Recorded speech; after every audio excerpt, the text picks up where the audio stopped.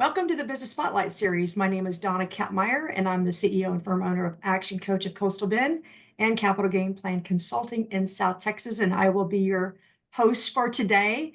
I am very excited to have our special guest, Judy Collins, on our show. Judy is the CEO of Judy Collins Staffing Resources, and today we're going to speak to her about her journey to where she got today, the challenges and successes of operating and owning a business. If this is your first time on our channel, please feel free to like and subscribe so that you can get all those great notifications when we publish new content. Well, Judy, welcome to the show. It's great to have you on. Well, thank you, Donna. I'm very excited to be here and talking with you about business. Yay! Well, I love it. I love it. So let's get to it. Well, why don't we start off by having you take a moment to share a little bit about your business and how your journey began? All right. I have been doing this since 1993, and I work in a little niche that is called the EOR, Employer of Record, in the temp and contract marketplace.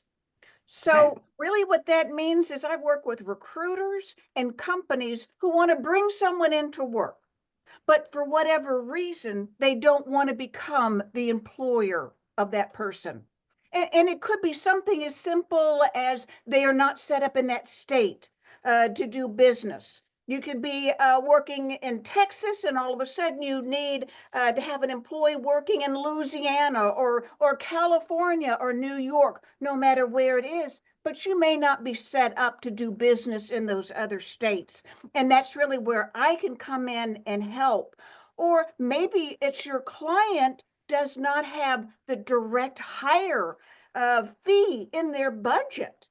And they don't want Okay. to bring on a direct hire, another employee. So this is a perfect solution that we can get someone to work and on a special project, maybe for a limited number, limited time strain, but whatever. It's making sure that we have the option of bringing somebody on to work. Love that. And when we first talked, and we were talking about your business, I was not familiar with it at all. So and I'm sure there's a lot of audience members that are going to watch this and say, what is that? So I am so especially excited that you're bringing this awareness about what you do, which is a niche market, to our viewership. Fantastic. So let's talk about the tough stuff. So what were some of your biggest mistakes along the way, and what did you learn from them? I have been very lucky in business to work as a general manager for a firm for 24 years. And that's really where I learned. It was from the very beginning and learning this industry. And I think probably with some of my best challenges, I guess you would call them, is once that company went through a mergers and acquisitions, then that's when they were sold. Then I went on my own. Okay. And so that was the perfect time for me to make that transition. Probably things that I would do differently is when I went on my own and began my own business is getting the right business partners. Somebody Very that good. really can trust and you can talk to, and that also has the same long-term goals as you have. Love that. So that you have alignment. Yes.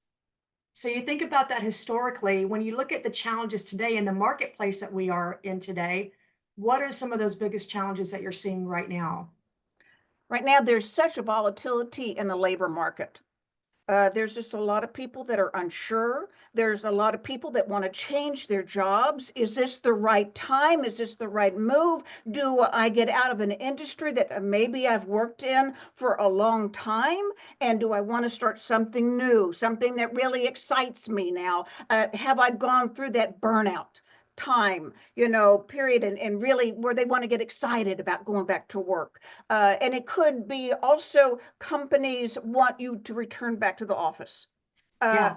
I miss not going into an office every day. I miss talking with everybody. Thank goodness we have this Zoom capability, Mhm. but it's that energy that you get when you're in an office with other people. Some people don't want to have to go back into the office. And that's fine, and that's good, and they feel productive, and they know how to structure their day. They know how to be productive for their clients, for their company. So there's a lot of moving parts right now in this market, and really for the employer of record side of it, that is really an opportunity, because if you have a company that maybe wants everyone to go back to work into the office, but maybe they will have a contractor saying, I need you to work on this project. You don't necessarily need to go into the office. So that Hmm. gives you that option. Also, I think that the EOR space is so good for no matter how old or how experienced the employee is. Maybe they are younger, just getting into the marketplace. They don't want to have to look at something that, is for the rest of their lives. They want to have a work-life balance. Hmm. So this gives them that perfect opportunity to learn. Do they like this company? Is it going to fit with them? Is this something that they can get excited about? And then on the other side, you could have somebody that has worked their entire career. They're not looking for another full-time position that's going to go another 10, 20, 30 years, but Right. there's so much knowledge there that they still are very important in the marketplace. So if they can come in on a contract basis, that is the perfect opportunity for them. I love that you said that. There's so many people who have since retired and said, you know what, I'm coming back. And Yes, so what a great opportunity, a great avenue for them to come back to work, knowing that it doesn't have to be that amount of time that they did it before, and they have lots of options. that's right. It's giving the employee option, but also giving the client company the option to bring these people back and to really utilize that knowledge. And as I think during COVID, a lot of people maybe had gone into early retirement. Uh, Hmm. they just, kind of disengaged. And then they're thinking now, I'm too young for this. I want to get back. I still have so much to give. I don't want to sit on the sideline, for the rest of my life. Well said. Well said. Well, I can feel the passion and excitement in what you do. So let's talk about 5 years out. Where do you see this company in the EOR space in the next 5 years? Uh, yes, on the contract basis, and it's almost that gig economy or that contingency workplace. It is growing. It's growing. In fact, I think there was like 11.9 million contractors Wow. that were in 2024. And, Wow. and that really is looking at almost a 4.5% of the entire workforce. And so I think that this is going to continue to grow because of the options that it gives people. They can try before they buy. And then just to go through all of that, I think younger people that are getting into the marketplace, they are excited about this because it does give them that option of really, do I like this company? Do I want to go to work for them? Is it all going to be a good fit? You So bet. I think, yes, in the long run going forward, I think this will continue to grow. Especially as we look at the change in generations from the baby boomers to where we're at now, and with millennials and then Gen Z, and then Alpha's going to be next, where the commitment to an organization isn't there anymore. And so, right, their tenure's a lot more short-lived. And so this gives them options to your point, to shop around, That's right. because that's what they're going to do. That's, You, yes. And I think there is a fierce competition within client companies to get the best talent. mhm. And so how is that? What are they going to use? What method are they going to use to make sure they can bring those people in to work for them? And it's by offering them, this wide array of, yes, I can give you benefits. I can Mhm. give you, some uh, different options that you have on how you want to structure the rest of your work life. Love that. Love that. So Speaking of differentiation and what's setting you apart as an organization, what makes your organization unique from others that can compete in your space or in your industry? I think probably one of the most important things is the length of time I've done this.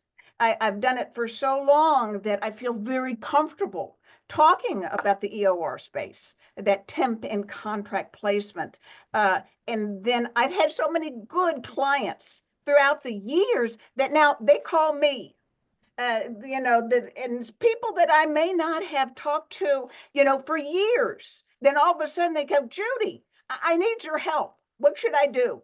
And then I can help them and walk them through the different scenarios. How do I get this set up? How can I really bring all this together?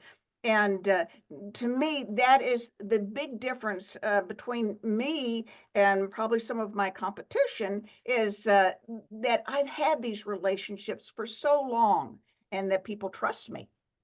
Love that. I was on a call earlier today and we were talking specifically about trust and how important trust is. Like trust is almost number one at the end of the day and the importance of that. So clearly you have been very successful in your career. What do you believe when you think about success, does an individual person or different folks come to mind when you think about success and why? I think success is really working with the right people.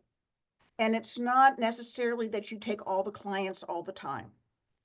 For many years, I could not work with someone that was not, it's called an 8810, a workers' comp class code of an 8810. That's somebody who's working in an office setting. So Yeah. you have, a huge amount of jobs that may be in the medical, that may be in manufacturing, that I could not pick up the workers' comp. I did not have that.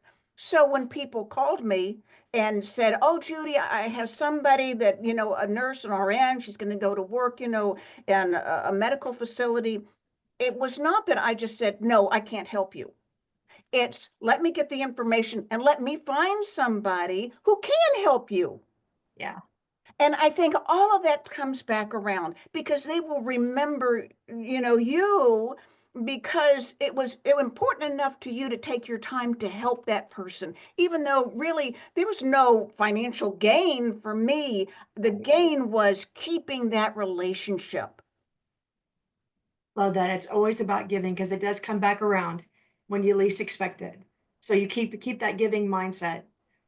In fact, I've been reading a lot of articles, business articles, and it is what is going to make the difference between you and maybe your competition. And it is going to be the personal connection and the trust that you really earn with your clients and candidates. You bet. So key. So let's talk about hindsight, right? It's 2020. If you could do this all over again, would you do anything differently or what would you do differently? I think the only things that really I would do differently is pick my partners um, more carefully. Uh, Hmm. I have been very lucky to work with some very successful partners, but it's really, that partnership, where does it go? How far are you dependent upon them? And then the other, I think, part is to make sure that you have a mentor that you Yeah. can really trust, that you can talk to. And that when you call them and you're just a little bit frustrated with, oh my gosh, what am I going to do now? They can say, okay, let's take it back. Let's find out what you've been doing and how you can make changes and become more successful. Well said. It's very hard to be at the top, and so get somebody who can help you. Because Yes. whether you think so or not, you're going to need them, and you're going to be so appreciative when you do get them. So well said. Is there anything else that you'd like to share about you or your business with our audience? I think the most important thing is I love what I do. I think it's important because I like that success of making sure somebody has a job. When somebody really wants to go back to work, let's make sure they have that opportunity. Very Um, good. to me, that is such a good feeling because how horrible it would be like, oh my gosh, You know, I've got the kids, I've got bills, you know, there's so much going on in my life. What am I going to do about how am I going to make money? How am I going to make my life, you know, feel more complete? And by giving people the opportunity to go back and get into the workplace, then there's nothing better than that feeling. It's that being that contributing member to society, Yes. right? You betcha. You betcha. Well, how can our viewers and listeners connect with you or learn more about your business? Well, certainly go to my website. It's www.jcsrllc.com. And that stands for Judy Collins Staffing Resources, LLC. Also, I write a monthly blog for EM Info, which is Employment Marketplace Information. And I write monthly in there. And and then anyone can call me, and I am happy to help anybody who has any questions. And they can call me at 713-858-2677. Awesome. Well, Judy, thank you so much for sharing your story. This has been fantastic and insightful, and I've learned a lot, and I hope that our audience finds this information very valuable and as an alternative for Yes. staffing. This is a Business Spotlight series with Donna Kattmeyer from Action Coach of Coastal Bend and Judy Collins with Judy Collins Staffing Resources. Please be sure to like and subscribe so you can continue to see our great content. Thank you, Judy, so much for being on our show. Thank you, Donna. All right, bye for now. Bye.